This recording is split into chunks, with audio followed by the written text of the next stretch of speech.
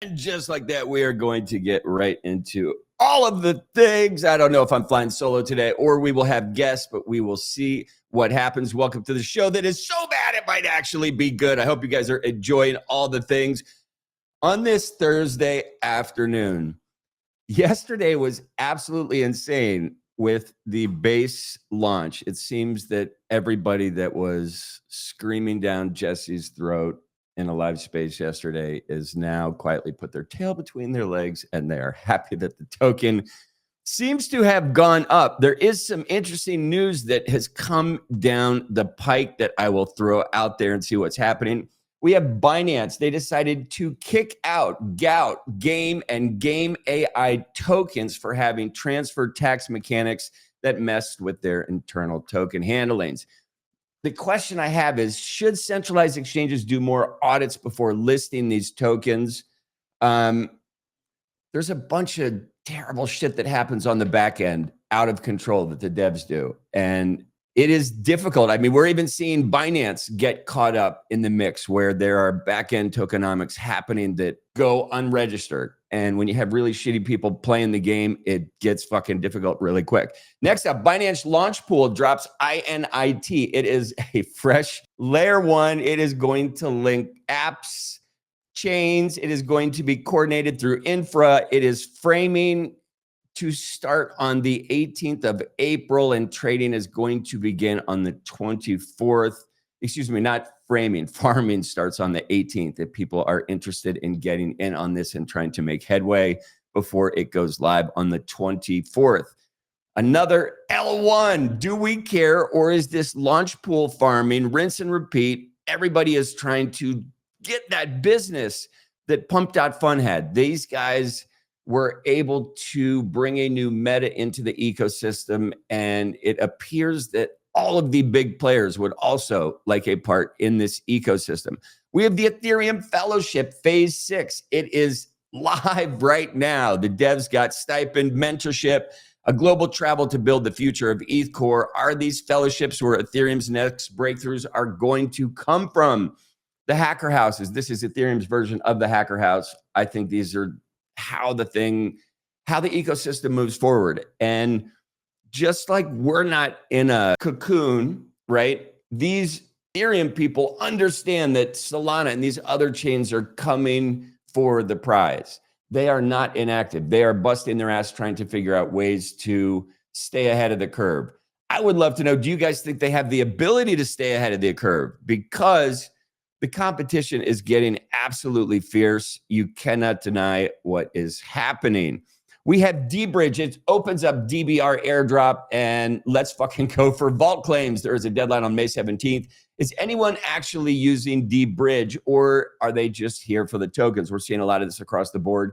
They are getting user count to come through the ecosystem, but sticking power and the sticky sauce that is required to keep a lot of these companies afloat, they are missing a lot of that. And this is one of my favorite news things to come down the pike recently. Trump is actually torching Jerome Powell. Again, he praises the ECB and demands immediate rate cuts, claims that tariffs are making the United States rich. Is this just campaign noise, or does Trump still move the macro needle? On this podcast, we have been talking a lot about the Trump and Melania token. Do you guys think that this ability for Trump to move the macro needle still exists? And I think it does, absolutely. Can you imagine the crypto space, the eruption of joy that would happen if Jerome Powell were replaced and we got somebody younger, brighter, smarter, and forward thinking in that position to steer this ship in a better direction? Because, yeah, like, again, I think that Trump plays 4D chess, and I think he puts a lot of chips on the table, and it is so difficult to figure out his mentality. What I do know is that overreaction to events in this space is never a good thing. It leads to mistakes with your wallet. It leads to, it's overreaction is terrible. I think we saw a bit of that yesterday as Jesse Pollock just received a shitstorm of heat for the token launching and the misstep by launching the base and build token literally simultaneously without notice. So I think it caught a bunch of people off by surprise. The people who doubled down on that dip are They are super happy. Holy moly. NVIDIA CEO Jensen Huang, he decided to return to Beijing after 3 months. He has been cooperating with China in a big way. Can NVIDIA stay neutral in a world that is splitting down between United States and China lines? The verdict is still out. We will see what happens. We have Eliza Labs. They are launching Auto.Fun. It is a no-code AI agent. It is a fairer than fair token model. Again, another interesting ripple in tokens that are coming down the pike. And are we getting to the point where AI is totally the custodian of how these things happen? And I'm just going to even interject. A couple of days ago on the podcast, we were talking about AI and how transformative it is, and it is becoming, and at the same time, how scary it is. Bankless has a really good podcast that they just put out diving into AI. And I'm afraid, not afraid. I mean, you guys should listen to the Bankless podcast. And I touched on this a couple of days ago.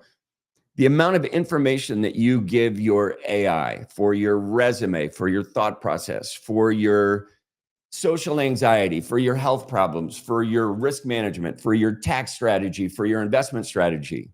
You don't put that in Google. The wealth of information that this chat GPT is learning from you, and not only from you, but you're paying it. So what is going to happen? Future forward, the goal of this chat is to become your AI companion. And the more it knows about you, the better equipped it will be to do that. What is the best version of this? The best version of this is it creates a duplicate version of you, just like you, but it starts to tweak you a little better. The AI version of you should go to the gym at 9 a.m, but the real you is like, nah. What if the AI version could, there are going to be these instances where you want to be as good as your AI version. And the bar is fucking high because this shit doesn't get tired at all. So it's going to be interesting. Not only is it going to know so much about you, but it's going to be able to give you advice and counsel. And if we think back to early tech, right? I'm old as fuck. So I remember when Google Maps came out. And at that time, there was this story of these two nuns that got in their car to drive an hour away. They ended up driving 4 hours away because Google Maps said to do it. And they literally drove into Lake Michigan. What does that represent? It represents that we get to these moments where we give the technology our blind faith. And we're like, okay, well, Google Maps says it's going this way. And Helen and Marge said, nope, we've been turning right here for years, but let's see what Google Maps has to say. So they just start driving and they're shooting the shit in the car. And they're like, we're not going in the right direction. What they gave blind faith to this technology. Now let's even future forward into out of the modernish realm. You have Google Maps, you have Waze, you have all of these navigation systems that say, I can get you there more efficiently than the previous model. Maybe you can. Maybe your traffic analogy and algorithms are so good that, in fact, you can do this. What you have to think about is, let's say Google wants to reroute you a different direction. Is that reroute purely for your efficiency, or do they have two sponsors? Meaning, are there two McDonald's drive-thrus on this reroute, which they can show their client, McDonald's, say, hey, listen, look at all these people we routed past your McDonald's in the rush hour cycle of 5 to 7 p.m. in New York City. These numbers are staggering. And whether they're doing it for us or for them, the question is debatable. We have given faith to these apps and we just blindly go where they say. Now, when we get into AI running our life, telling us to pay rent on time, telling us who to date, what we should think religiously, when we should go to the doctor, when we should wake up, all these things are maybe good, maybe bad, maybe scary as fuck. I don't know. The verdict is still out. What I do know is here's a current example. If you are texting somebody and you use ChatGPT to whip up a quick text. For instance, I'm a comedian, so sometimes I say stuff meaning I want it to hit this funny bone. And if I put something like that in ChatGPT, it'll change the message and remove my voice. And I'll read it and I'm like, okay, that makes sense. Like, I don't care. I'm in a hurry. And I'll copy, paste it, and send it.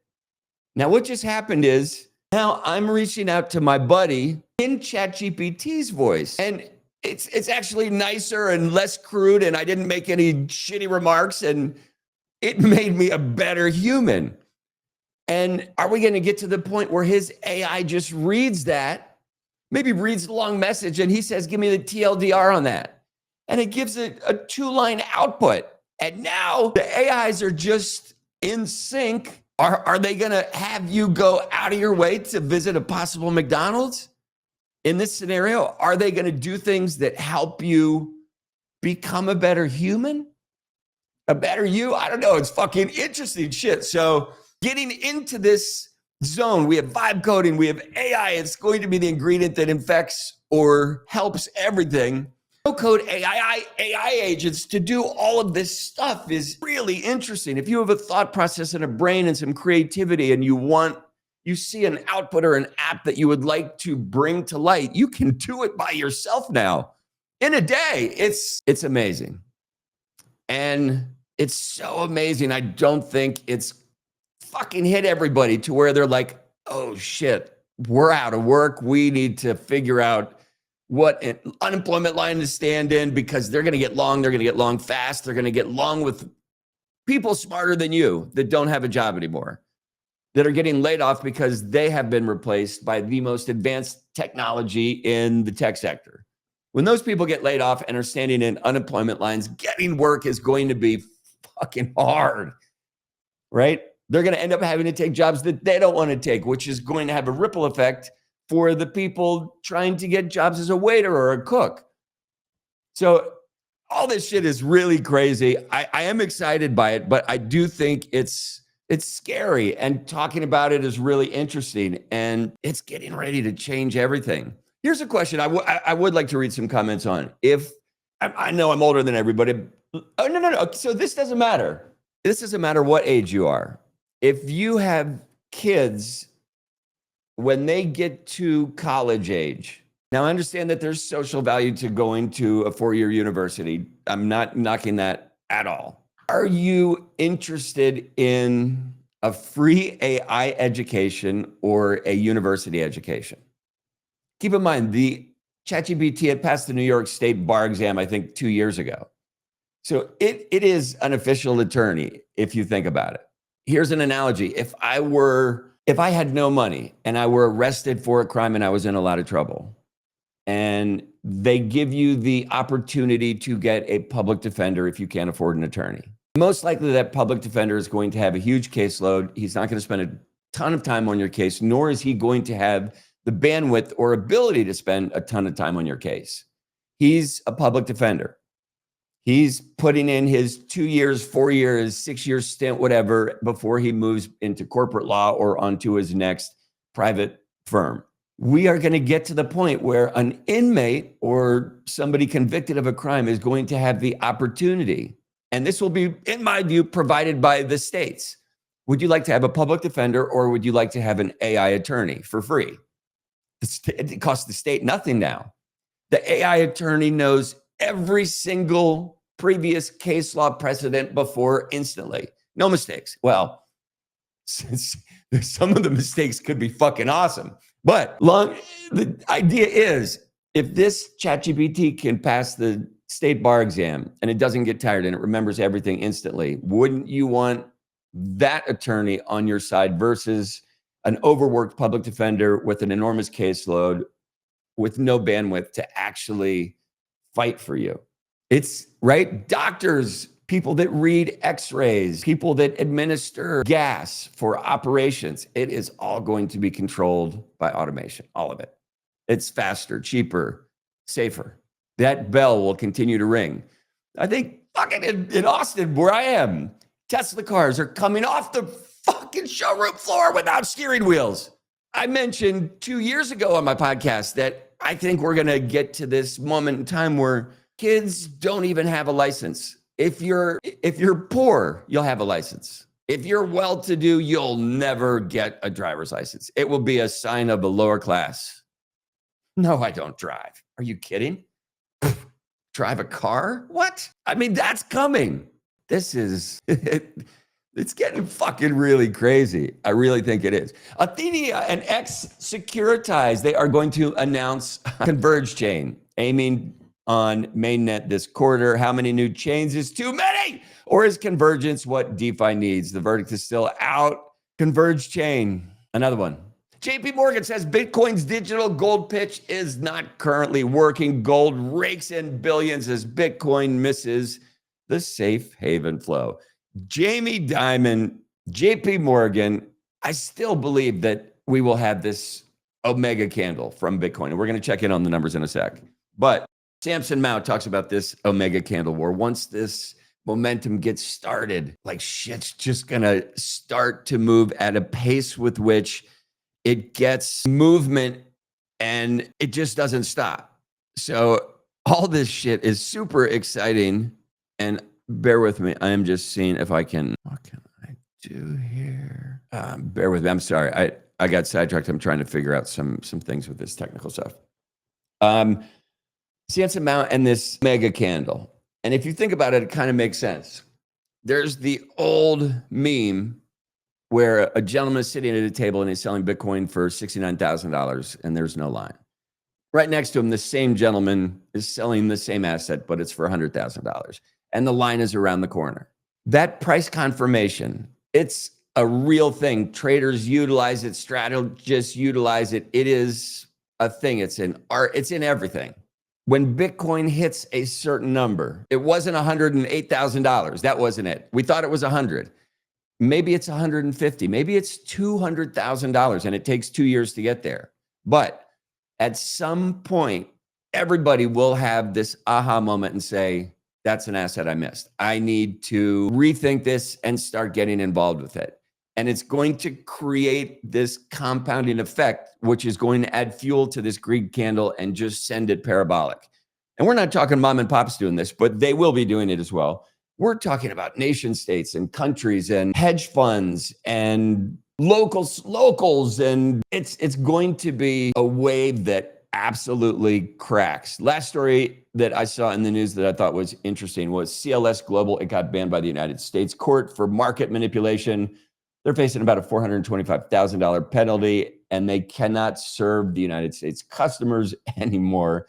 Is this a warning shot for offshore market makers or just a token fine? The verdict remains out.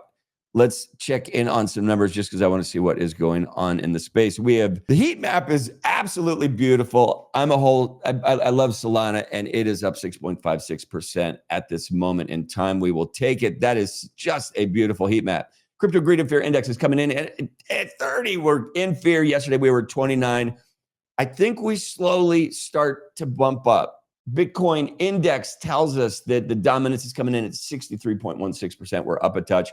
Ethereum dominance, 7.15%. That is a number I want to continue watch. I got into a fairly heated discussion a couple days ago with a gentleman about Ethereum on the live show. And he's an Ethereum maxi. And Ethereum is at a 5-year low spot for dominance in the market. What turns this around? Does the competition stop? No. Though I did see Gwei fees on gas transactions were 23 cents at one point on Ethereum yesterday, which is mind-blowing. And is it because nobody's using the chain? Today, Bitcoin's trading at $84,987. We are up 6.8% on the week. Ethereum, 1,586, only up 4.4%, but we will take it. XRP crashed over that $2 mark. We will take that as well, up 5.4%. BNB, 591 on the day. Solana, 134, up 20%. This week, the magic is beginning. It is still Bitcoin season. The other day, we were down at a 14. We are at a 22 today. You can see the overall performance. Bitcoin is about number 10 down. Now, if 75% of the top 50 coins perform better than Bitcoin over the last cycle, and these cycles are measured in 90-day runs, it is altcoin season. So we have a long way to go before we get back to altcoin season. Let me see if there's any other news that caught my eye. I just stumbled across this site recently. I had no idea about it. It is called Crypto Panic. And it is, I mean, it's just an AI just feeding information in, but it's current, up to date. You can search for a bunch of topics. And I just find it a really informative place if you want to go crack in and get something super quick. Experimental token on base crashes by 95%. I did a Substack article about this last night, and I put out a post on the Critters Quest site just talking about kind of what happened. And this is what's crazy. The crypto space happens so quick. I spent a couple hours putting together the Substack post. And as I'm doing it, I'm getting ready to post, I wanted to check on the market and see what the base token was doing. And it was like, it was back. And it's just like, in the 2 hours that I spent crafting this piece, coming up with my opinions, and I wanted to bring some factual documents and explain liquidity pools and do some different things in this video and in this post, it all changed, which I think is fucking hilarious. And it's frustrating if you are trying to stay up to date. And as a content creator, trying to put out news that has a 5-second shelf life has been a miss, I think. So I'm trying to figure out ways to come up with content that's got a bit more of a shelf life. And it seems that the news, it goes in one ear and out the other so fast. So it doesn't seem like it's a value. Doesn't seem like it's a value add right now. So I'm rethinking all that stuff. And in me rethinking this, when I find these tools that deliver news really great, I want to share them with you guys. I've been covering the news every single day for almost 4 years now. And it used to take me 6 hours every day to hunt and find NFT stories and all of these things that were coming down the pike. In the last 4 years, the information, it's available and it's organized and it's funneled correctly and it's by topic and you can search by interest level. And I can't compete with that. So why try? I need to figure out how to reinvent and just flip the script and stay creative with what AI is bringing down the pike, because it is coming after everybody's fucking job, if you think about it. But the underlying thing, which I think is kind of cool, is Vitalik had a post I talked about a couple days ago on the show where he sees that the big final battle against AI is proving you're human. And which leads me to believe that human connection and live coverage is valuable and will be important moving forward. There is a podcast that I listen to, and this gentleman every once in a while says, now I'm going to switch to the AI version. I immediately turn it off. Like, dude, I don't want that. I'll call an answering machine if I want that. But I mentioned earlier, right, as this AI that's getting to know you so well, it will eventually be your voice. And it could be your voice, a direct mirror, a black mirror, or it could be your voice better. Or like, what if you were like, yo, I feel shitty today, AI. Give me a shitty recipe for today. And it'll say, don't go to the gym, go to the bar at 9 a.m. That's the AI I want to talk to. And maybe it'll let you, I want to spin the wheel. You tell me what kind of day I'm having today. You're going to have an adventure day. You're going to go paragliding. I don't know what the fuck you like to do, but AI sure as fuck does. And how I don't know whether this is interesting or not. Then your AI's planning your day. You're getting into your fucking vehicle that doesn't have a steering wheel. Do you see what's happening? I don't know. Maybe you don't. The Secret Service, Canadian officials disrupt 4.3 Ethereum approval phishing scam. Okay, is it ever going to stop? Coinbase claims that the token base just launched isn't actually a token at all. It's a moment captured in fucking time. Ethereum dominance hits 5-year low. I mentioned that already. Analysts say it's the perfect entry point for suckers. I added the last part on. The perfect entry point. I've been buying the dip for the last 2 years. Motherfucker, tell me about the perfect entry point. Tell me! Because I sure the hell have not found it. North Carolina proposal advances to invest 10% of public funds in Bitcoin because they are smart. Family offices shows stronger performance for Ethereum ETFs over Bitcoin. Huh? Don't know why that would be. This gentleman that I had an argument with the other day, he knows why it would be. And he says it's because Ethereum will remain the underpinning of all DeFi moving forward. Never forget it. Never falter on that idea or belief system because Ethereum is here to stay. I still am on the fence whether that is going to happen. Please let me know in the comments. I will not read them. Next up, we have, this is hilarious. Ethereum is what Bitcoin was meant to be. Now, what kind of bag holder would write something like that? Okay, I can't even dignify that. What I did want to check in on is this. I wanted to look at Magic Eden. So we're going to do two things. Final Bosu, they are trading at $295. I think this was a $220 floor price to mint $180 if you were a holder. I have been trying to decipher when their launch is coming, and I have not been able to decipher that. And I've been searching in Discord, listening to Kevin and the team talk in different spaces, looking for clues. I've yet to find any.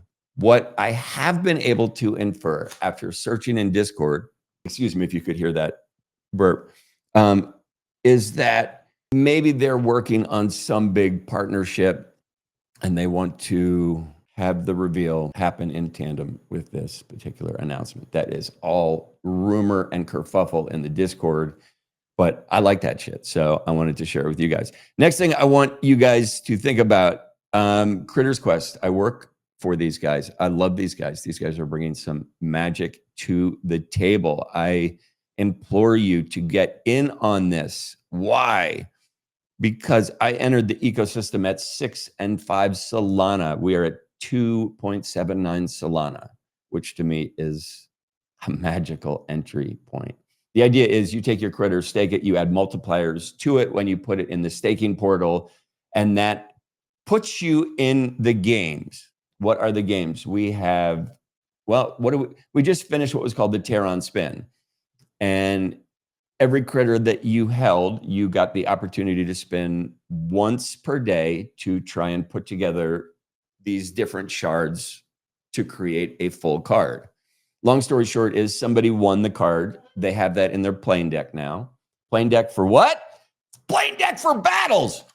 Before we get to that, they also won 25 Solana. Now, the upcoming battles, having your critter loaded with XP and power-ups and all these things, you do that by participating in the Critters Quest ecosystem. How do you do that? You have a critter, you stake it, and when you see Critters tweets, you support them, tweet about them, talk about them. These guys that are bringing this to the table are gigabrains. They're gigachads. The team is lean and mean and super efficient, and the roadmap is heavy, and I'm excited. I believe, and I sent them a message this morning to the dev chat, and I was like, yo, what can I drop? What kind of intel can I drop on the space? And I have not been given the green light to drop anything, but I can say the word tablets. That's all I can say. And if you are a critter or in the ecosystem, you kind of know what's going on. But I do want to run through. So this is the critter terminal. This is where you figure out what kind of critters there are. There are PFPs minted, multis minted. What does that mean? Each critter has a PFP that they can mint from it. Each critter has 15 multis that get minted from it. Those go on to the OpenSea market. If you think about this from a long-term perspective, when the games and battles begin, people are going to need an asset to play the games. They will buy one of these multi-assets. They are tied to your master edition. Yes, there is rev share involved in anything that these multi-mints do. Each critter has 15 multi-mints. You do the math. Wait for the game. It's coming. It's fantastical. The magic is around the corner. So when we look at this terminal, there's a bunch of different critters, PFP minted, multi-minted, soul balance, token price, and tokens. What does token means? These are token-bound asset NFTs, meaning tokens live on the NFT. Think of it as a wallet. Think of your activity to participate in the ecosystem as a way that you are adding elements to your playing card. These elements power up for the battle that is coming. If you wanted You can also power up a card and sell it. You power up cards, you earn XP points. These XP points turn into token allocations. The highest token allocation at the moment, one of these cards has 2,717,000 Quest tokens locked to that NFT. The buyer will receive those tokens. When the token generation event goes live in the future, those tokens will be theirs. The games, the battles, the things that are coming down the pike before we get to the final show are amazing. They're worthwhile. All I am telling you is DYOR. Go check them out, Critters Quest on Solana, because the team is interesting. The people backing the project are equally interesting. They believe in the team. They see the vision, and what they are bringing is really fun. So this was the Terran Quest. I was only able to infuse 3 shards in my quest to put together this Terran card, and somebody beat me to it. So it was absolutely awesome to tune in every day to that. That's kind of all the news I wanted to run through today. I am going to be having some interesting guests coming up on the show. I want to get Kev from Final Bosu on.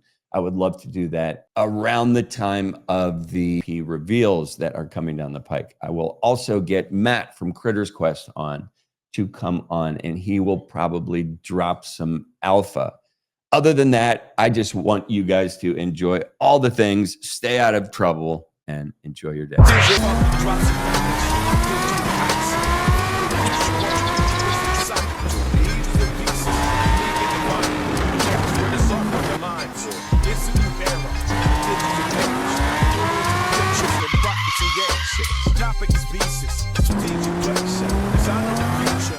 Here to stay. So listen up, 'cause this ain't no joke.